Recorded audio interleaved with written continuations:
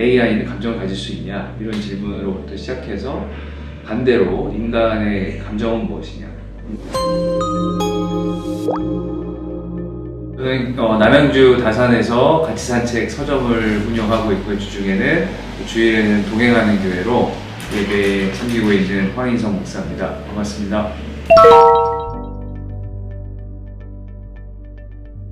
2017년 노벨문학상 수상자인 가즈오 이시구로의 2021년 소설입니다. 이분은 원래는 일본 분이신데 50년대에 과학자인 아버지를 따라서 영국에 가게 됐고, 그러니까 엄밀히 말하면 일본계 영국인이라고 말씀드리는 게 맞는 것 같고, 지금 70이 넘은 어르신인데도 2021년에 이 AI 소설을 쓰셨는데 그분의 어떤 상상력이라든지 어떤 그 인간의 감정 묘사, 또 로봇에 대한 감정 묘사가 굉장히 섬세하다는 것, 일본 작가들의 어떤 특유함이 좀 묻어나는 것도 있고, 또 동시에 이분이 원래 철학을 전공하셔서 또 인간의 실제론, 어떤 존재론 이런 부분에 대해서 가볍지만 또 그냥 쉽게 지나칠 수 없는 다양한 질문을 던지는 아주 좋은 작품들 많이 쓰고 계십니다. 쉽지만 결코 쉽지 않은 그런 깊은 질문을 던지는 작가인 것 같습니다.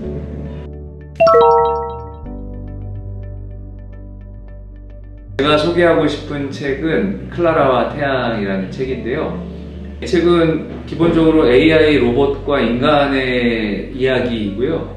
그 AI 로봇이 이름이 클라라라는 로봇인데 감정이 아주 풍부한 로봇입니다. 이 로봇이 아픈 소녀 조시를 돕기 위해 조시의 집에 오면서 펼쳐지는 다양한 이야기이고요. 읽다 보면 우리가 한 번씩 착각에 빠지게 되는데 오히려 인간인 조시, 그리고 조시 가족들, 그리고 주변 사람들이 훨씬 더 로봇처럼 묘사되고, 이 AI 로봇 클라라가 훨씬 더 감정이 풍부하고 사람처럼 보이는 작가의 의도겠죠. 이러한 구조를 통해서 우리에게 궁극적으로 상투적인 질문일 수 있지만 AI는 감정을 가질 수 있냐 이런 질문으로부터 시작해서 반대로 인간의 감정은 무엇이냐, 인간의 영혼은 무엇인가, 또 인간이란 무엇인가 이런 질문을 AI를 통해서 우리에게 던져주고 있는 것 같아서 매우 흥미로운 소설이라고 할 수 있겠습니다.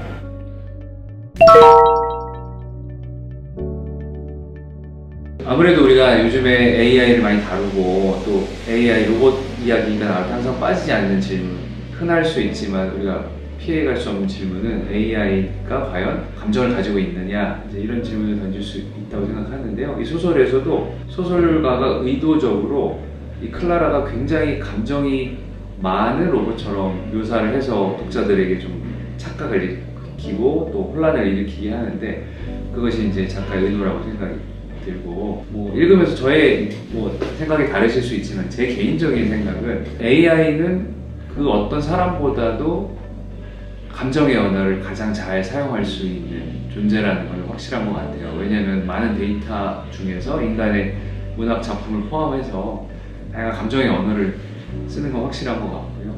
근데 여기서 질문은 감정의 언어를 잘 사용하는 것과 그것 자체가 감정이 있다고 이야기하는 것은 좀 별개의 문제다라는 생각이 듭니다. 이 소설을 읽다 보면 AI 클라라 이 로봇에 우리가 감정이입이 되면서 기쁘기도 하고 또 안쓰럽기도 하고 또 화나기도 하는데, 이 감정은 그 감정 언어를 사용하는 클라라에 대한 인간의 해석이지 AI 클라라 로봇 자체가 갖고 있는 감정은 아니다라는 생각이 들거든요. 그건 좀 별개의 문제인 것 같습니다. 그래서 이 AI가 단순히 감정을 갖냐 안 갖냐의 질문은 반대로 우리에게 그렇다면 인간의 감정의 어떤 독특성은 뭐냐, 인간의 영혼은 무엇인가, 또 인간이란 무엇인가에 대해서 생각해 보게 되는 그런 질문을 우리에게 던지는 지점이 하나 있는 것 같고요. 이런 어떤 논의와 토론 자체가요, 이 소설에서 다 드러나서 재밌는 것 같습니다. 그러니까 이 AI 클라라 로봇을 중심으로 다양한 등장인물들이 과연 AI는 감정을 가질 수 있는가에 대해 다양한 다른 견해를 가지고 오거든요. 그것 자체가 우리가 답을 낼 수는 없지만 거기에서의 치열한 논쟁, 그리고 그들 나름의 근거가 좀 들어볼 만하다는 생각이 들고요.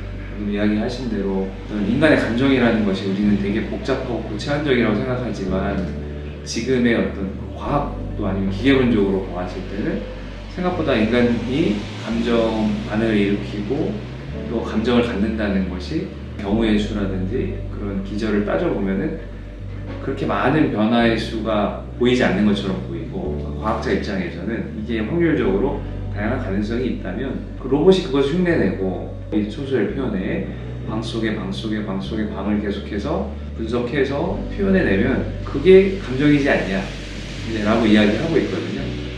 정답은 없지만 이 책은 그런 의미에서 좀 여러 감정에 대한 다양한 논의들을 생각해 보게 하는 것 같고, 저 개인적으로는 그래도 궁극적으로 AI 자체가 감정을 가졌다기보다는 해석의 능력은 아직까지는 인간의 고유의 영역이지 않을까라는 생각을 하고 있습니다. 물론 이제 AI나 인공지능이 더 발전하고 또 뇌과학이 더 발전될 수 있을지는 잘 모르겠지만, 그 AI가 아무리 발전하더라도 가장 중요한 것은 인간이 그 대상을 바라보고 해석하는 능력이라는 생각이 듭니다. AI 자체가 감정을 가질 수 있다고 생각하지 않고요. 감정의 언어를 잘 쓸 것인데 그것을 우리가 어떻게 설명해야 하는가가 앞으로의 관건이라고 생각합니다. 예를 들어 반려동물이 한 20년 전만 해도 감정 있는 동물이라는 개념보다는 조금 더 대상화하고 약간 물질에 가깝게 우리가 여겼다면, 지금은 어떻게 보면 인간보다 더 감정이 풍부한 인격체로 대하는 것을 좀 보게 되는데요. 그러니까 반려동물 자체는 변하지 않았는데 그 반려동물을 대하고 해석하는 인간의 태도가 분명히 변한 것 같거든요. AI 문제에 있어서도 AI 자체보다는 그것을 대하는 결국에 인간의 태도 그리고 해석에 문제 있지 않을까 이런 생각을 가지고 있습니다. 이 책이 기본 주제는 AI와 관련된 이야기이지만 동시에 인간 사회가 갖고 있는 어두운 면에 대해서 잘 보여주고 있는 것 같습니다. 약간 스포일 수도 있는데 향상이라는 개념이 나오거든요. 아이들의 학습 능력을 최고치로 올리기 위해서 부모가 아이의 목숨을 담보로 유전자 조작을 하는 장면이 나옵니다. 성공을 위해서 유전자 조작도 자신의 자녀의 목숨도 담보로 할 수 있는 그런 어떤 인간의 좀 탐욕성을 잘 보여주는 것 같고, 그러한 관점에서 그 아픈 자녀가 죽게 됐을 경우 거기로부터 상실감을 맞이하고 싶지 않기 때문에 AI가 자신의 딸을 대체하도록 그렇게 훈련시키는 그 엄마의 모습을 보면서 인간이 얼마나 욕심이 많은가, 죽음, 어떤 사랑하는 사람과의 이별은 인간에게 있어서 어렵지만 자연스러운 과정인데 그런 상실의 아픔조차도 과학기술로 자신의 상실감을 좀 보상받으려고 하는 그 적나라한 인간의 모습을 잘 보여주고 있는 것 같아서 참 이 책에 되게 철학적 질문을 우리에게 많이 던진다 이런 생각이 들었습니다. 당연한 이야기지만 사람이 어떻게 세상이나 대상을 바라보는가에 따라서 행동이 나온다고 생각을 해요. 만약에 어떤 사람에게는 이 AI 로봇이 그냥 로봇 청소기 같은 게 하나의 기계라고 생각했다면 그냥 쓰고 오래되면 또 창고에 넣어둘 수도 있잖아요.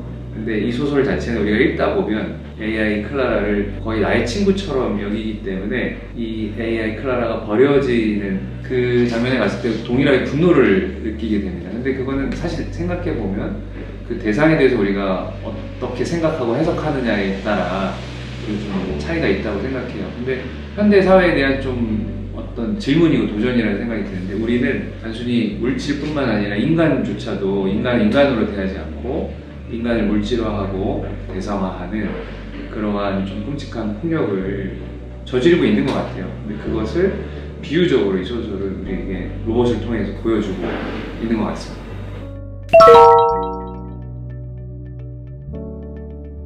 네, 저는 처음 말씀드린 대로 AI 자체가 감정이 있을까? 여기에 질문이 있고, 그러니까 마지막 장면을 보면서 우리가 감정적 반응을 보일 수 있는데, 과연 버려진 AI 클라라는 본인이 슬프다고 느낄까? 아니면 아픈 주인 조씨를 도왔다는 그 임무 완수의 만족감을 느낄까? 아니면 그런 감정 자체가 없는데 그 작가가 그려지고 묘사하는 이 모든 상황 자체가 우리로 하여금 감정을 불러일으키게 우리를 이렇게 유도했던 것 같고, 저 개인적으로는 클라라는 아무 감정이 없었을 것이다. 그런데 그것이 바라보는 우리는 굉장히 슬프게 클라라를 바라보고 있다. 그렇다면 그 감정은 클라라의 것이 아니고 인간이 클라라를 보면서 느끼는 결국 인간의 감정이지 않을까, 그런 생각을 많이 하게 하는 책이었습니다.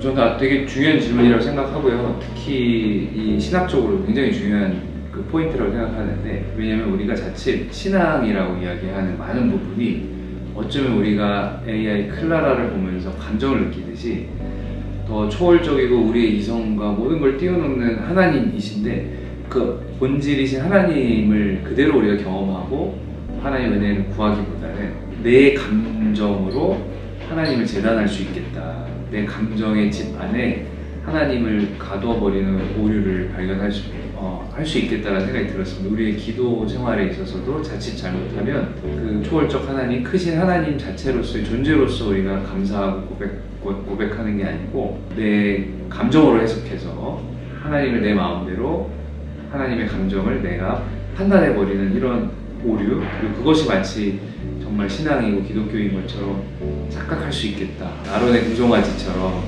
그 사람들이 다른 신을 섬긴 게 아니거든요. 눈에 보이는 하나님을 섬긴 건데, 우리의 감정은 너무 신뢰할 수 없는 것이어서 잘못하면 하나님을 눈에 보이는 어떤 감정의 어떤 우상으로 만들 수 있다.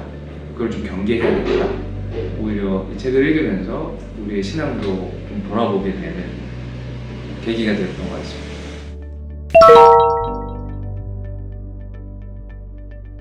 그러니까 AI 기술 자체에 너무 많은 의미를 부여하고 너무 많은 감정을 부여하고 또 너무 많은 기대를 하게 되면, 아니 내 스스로 AI에 종속되면 마치 아론의 금송아지처럼 될 수 있고, 그러나 반대로 그 AI를 바라볼 때 우리가 하나님과의 관계가 제우선인데 하나님 앞에 나아가는 데 있어서 유용한 도구로서, 원래 목적은 전혀 변하지 않는데 그 하나님께 더 나아가는 도구로서 우리가 AI를 활용한다면 훨씬 더 긍정적이고 또 적극적이고 개방적으로 사용할 수 있을 것 같아요. 근데 이것이 좀 헷갈리면 그냥 AI 자체가 그냥 두렵고 마치 이것이 우리의 본질을 바꿀 것 같고 이런 막연한 공포심이 생길 수 있는데, 오히려 이럴 때일수록 우리와 하나님과의 관계, 그리고 하나님 신앙의 본질에 대해서 더 역설적으로 생각하게 되는 좋은 계기가 된다고 생각합니다. 그래서 너무 두려워할 필요는 없고, 하지만 너무 종속될 필요는 없다. 또 매우 유혹적인, 매력적인 도구이기 때문에 항상 좀 경계하면서 하나님께 나아가는 친구로서 사용하면 좋겠다. 개인적으로 그렇게 생각합니다.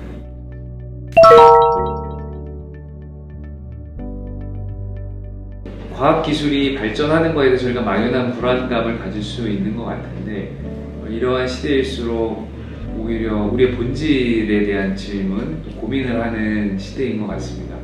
그러니까 AI 시대를 다르게 얘기하면 프롬프터의 시대, 또 질문하는 시대라고 이야기하잖아요. 오히려 인문학의 시대이고 질문하는 시대이고 신학의 시대라고 생각이 듭니다.